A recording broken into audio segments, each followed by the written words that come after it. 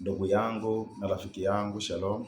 Kama nilivyotangaza siku ya tarehe 1 kwamba Mungu ametupa neno la maelekezo, neno tutakalotembea nalo mwaka 2026 ambalo linatoka kitabu cha Kutoka ile sura ya 33 mstari wa 14, ambapo Bwana anasema, uso wangu utakwenda pamoja nawe, nami nitakupa raha. Nitakuwa na video nyingi zitakazoelezea ujumbe huu ili uweze kueleweka kwako, na kisha uchukua kwa nini Mungu anamwambia Musa kwamba uso wangu utakwenda nawe nami nitakupa raha. Ukianza mstari wa 1 mpaka mstari wa 13 utashuhudia Mungu alikuwa pamoja na wana wa Israeli.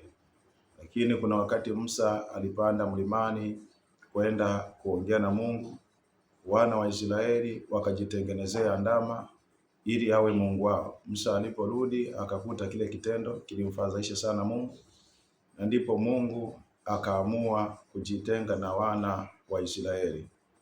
Kuna wakati Mungu alifika akamwambia Musa, mimi sitakwenda na hawa watu, kwa sababu uso wangu ukikaa nao hata dakika moja wote wataangamia. Kwa hiyo sasa nitawaagizia malaika watawaongoza. Lakini kile kitendo Musa hakukizoea, na Musa alijua umuhimu wa kuwa katika uwepo wa Bwana. Ndiyo maana Musa akaanza kumuuliza Mungu maswali mengi. Mara anamwambia ule mstari wa 3 anaanza kumweleza Mungu kwa habari za Mungu amjulishe. Ndiyo Musa alitambua umuhimu wa kuwa katika uwepo wa Bwana, na ndiyo maana Musa akukubaliana na hili jambo au na kile Mungu alichosema kwamba nitawapeni malaika aende nanyi, lakini mimi sitakuwa katikati yenu. Kuna vitu ambavyo tumeviona mahali hapa. Mungu ni kweli alianza kujiondoa mbele za wana wa Israeli.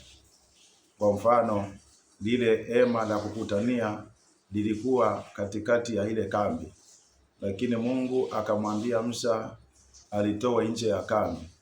Hiyo inaonyesha separation, inaonyesha kwamba fellowship au ushirika umekata kati ya taifa la Israeli na Mungu, ila mahusiano yao na Mungu hayajakwisha.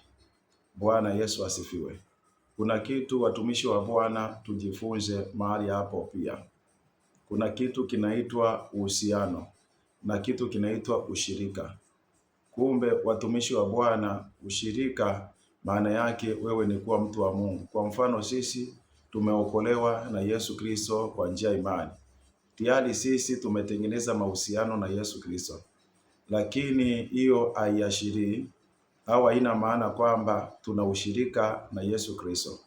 Kwa hiyo ushirika na Yesu Kristo ni hatua nyingine ambayo itatufanya sisi tuishi maisha na kufata na kuwa watiifu kwenye maelekezo ya Mungu ili tuwe washirika.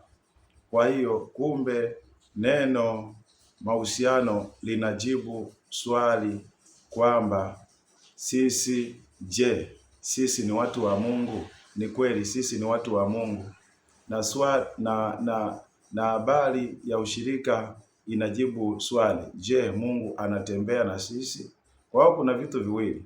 Kuna ile wewe kuwa mali ya Mungu na kuna jambo la wewe kutembea na Mungu. Tunaposema wewe kuwa mtu wa Mungu ndio tunasema ownership.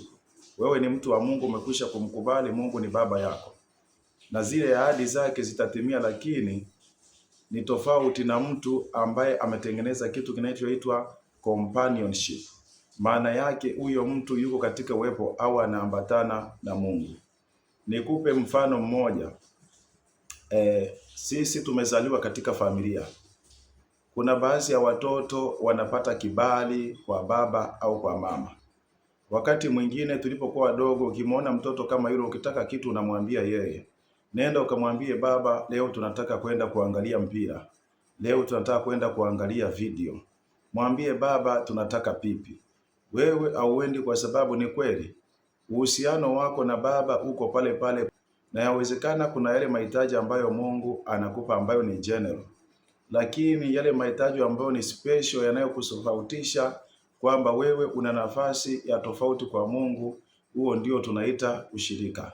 Kwa hiyo yule mtoto anayekwenda kwa baba na kumwambia kwa ujasiri, kwa sababu ana ushirika na baba yake, maana yake yuko karibu na baba, huo ndio tunaita ushirika, ambao ndio ulikuwa wa muhimu Musa aliutaka, ambao ndio Mungu alikuwa anataka kuuondoa. Maana yake watabaki kuwa watu wake, na wakiwa na mahitaji yao wataongea na malaika, na malaika atampelekea Mungu, na Mungu atamjibu malaika, na malaika atawaletea wana wa Israeli. Musa akasema hapana, huo mchakato unatuondolea favor mbele za Mungu. Akamwambia Mungu, nifundishe njia zako. Maana yake anamwambia Mungu amwambie mipango yake, Mungu amwambie plani zake, Mungu amwelekeze afanye nini. Sasa Musa akamwambia Mungu, usipoondoka na sisi hatutaondoka mahali hapa. Maana yake Musa alijua kwamba kuwa na mahusiano tu haitoshi, haitupi favor kuliko mtu anayekuwa na ushirikiano au mtu anayetembea katika uwepo wa Mungu. Na tutakuja kujifunza mtu aliyo kwenye uwepo wa Mungu inabidi aishi maisha gani. Lakini ukianza kule mwanzo, wana wa Israeli walikuwa na uwepo wa Mungu kila mahali walipokuwa wanakwenda. Kilichosababisha uwepo wa Mungu ukasizi ni kitu gani? Ukisoma kuanzia mstari wa kwanza, unaona sababu ni uasi na dhambi ziliwafanya Mungu awe mbali nao, lakini mahusiano na Mungu yalibakia pale pale. 2026 hatutaki tu kuwa watoto wa Mungu, kwa sababu hiyo ni hatua ya kwanza, na Mungu alituumba sisi ni watoto wake, na tumemwamini Yesu Kristo na kumpokea.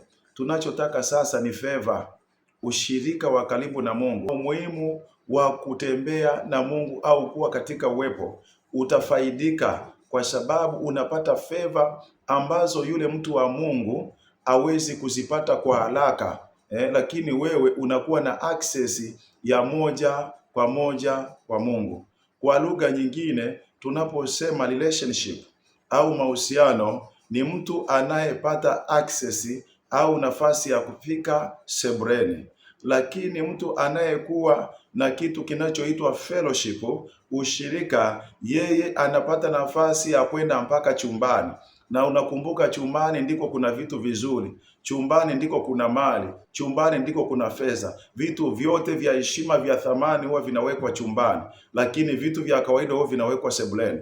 Kwa hiyo kumbe, unapokuwa tuna mahusiano, maana yake umemkiri na kumwamini Kristo na kuishi maisha ambayo sio mazuri, sio masafi, unaweza kujikuta huko kanisani unatoa sadaka, unatoa zaka, unafanya kila kitu, lakini mahusiano yako naamini mashirikiano yako na Mungu ni pua. Na ndio maana wakati mwingi umeomba, umetembea kila mahali, umepata visaidizi kila sehemu, lakini hauoni, hautobowi, hauendi. Kuna watu wanatoka kwa sababu gani?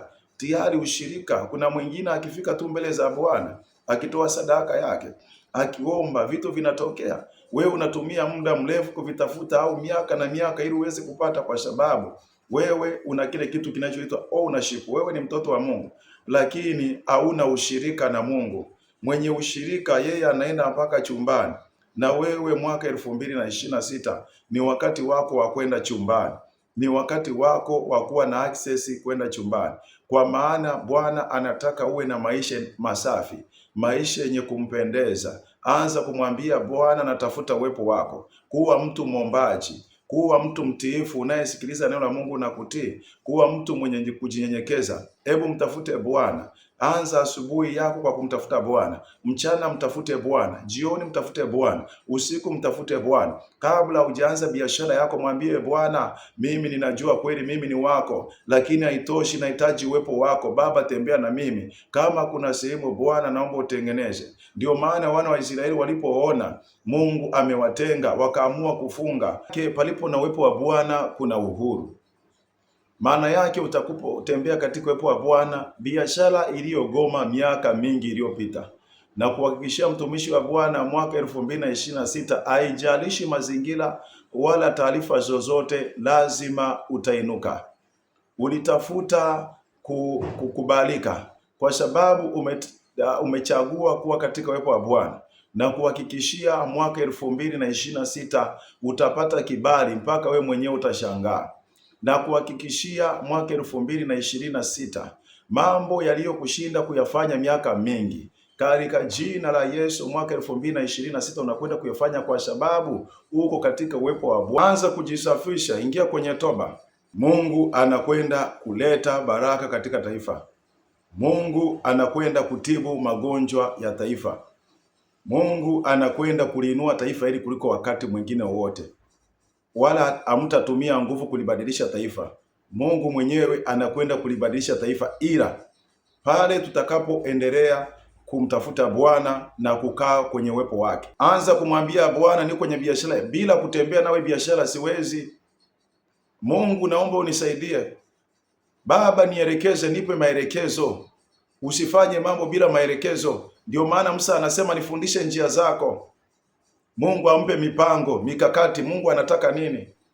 Mwambie, na Mungu atakuongoza, mtumishi wa Bwana. Na mimi nakuhakikishia mwaka 2026 hautakuwa mwaka wa kawaida katika maisha yako. Yawezekana umesoma, lakini unashangaa kuna watu wanakuja, wewe kila siku ni kukaimu. Yaani wewe kila wakati ni ukaimu. Una miaka 10, 20 ya ukaimu, yaani wewe waga unakuwa kaimu tu.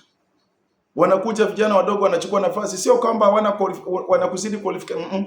Una elimu, ulishajiendeleza, una elimu kama wao. Alafu wewe una kitu cha tofauti, una uzoefu. Na mimi nakwambia katika uwepo wa Bwana, umeenda kwa waganga, hapo ulipo yawezekana kwenye kitu umekalia dawa, umekalia ilizi, hata ofisi yako inaogopeka. Mtu akiingia tu mwili unasisimuka kwa sababu kuna nguvu ya tofauti. Lakini bado zinakuja promotion, wewe unabakia pale pale. Unakuwa kama spare, wenzako wanaenda. Waganga wa kienyeji wamemaliza mali zako na vitu vyako. Umechanjwa kila sehemu, mpaka kwenye ulimi, kwenye utosi, kwenye kiuno, kila sehemu, mpaka kwenye nyayo, mpaka kwenye masikio. Lakini bado mambo yako yabadilike, mtumishi wa Bwana. Leo ninao ujumbe mzuri, mwaka 2026 ni wa kwako. Na kama kuna rafiki yako anapitia, mwambie, mpe clip hii aangalie, na ikiwezekana anipigie simu nimweleze jinsi Mungu anavyofanya ukiwa kwenye uwepo wake. Na hii sio kwamba tunafanya ili mradi kila mwaka, hapana. Tuna historia, kila mwaka tunaofanya, tukifika mwisho tunatathmini. Ndugu pamoja, tumishi wa Bwana, mimi nilianza huduma hivi karibuni kwenye kanisa lao. Nilipofika nikawaambia watu kwamba hapa kanisani lazima watu wote wafanye kazi na Mungu atawapa kazi. Nikaanza kuwaelekeza kwa sababu Mungu alikuwa ametupa Zaburi 92 mstari wa 10 mpaka wa 14. Mungu amesema kwamba tutastawi na kuzaa matunda. Sisi ni mitende na mierezi. Tulipofunga mwaka tarehe 1, watu walikuwa wamefanikiwa. Hakuna mtu ambaye alikuwa na kazi ya kufanya. Maisha yao yamebadilika, wanajenga majumba, wanaongezeka na kupanuka, kwa sababu tulisimama katika ule msingi wa neno. Na wewe mtumishi wa Bwana, naomba uzingatie hili ninalokuambia. Mwambie Bwana, nataka uwepo wako. Toka nyumbani, mwambie Bwana, nataka uwepo wako. Nifundishe njia zako, nielekeze. Mimi ninachojua Bwana, mimi ni mwanao, lakini haitoshi. Ninataka uhusiano na nataka mashirika na wewe. Nataka fellowship na wewe. Nataka kutembea na wewe. Unanielewa mtumishi wa Bwana? Na Mungu wa mbinguni atakubariki. Kuna mtu mmoja amekata tamaa. Ndoa yake kila siku ni ngumi.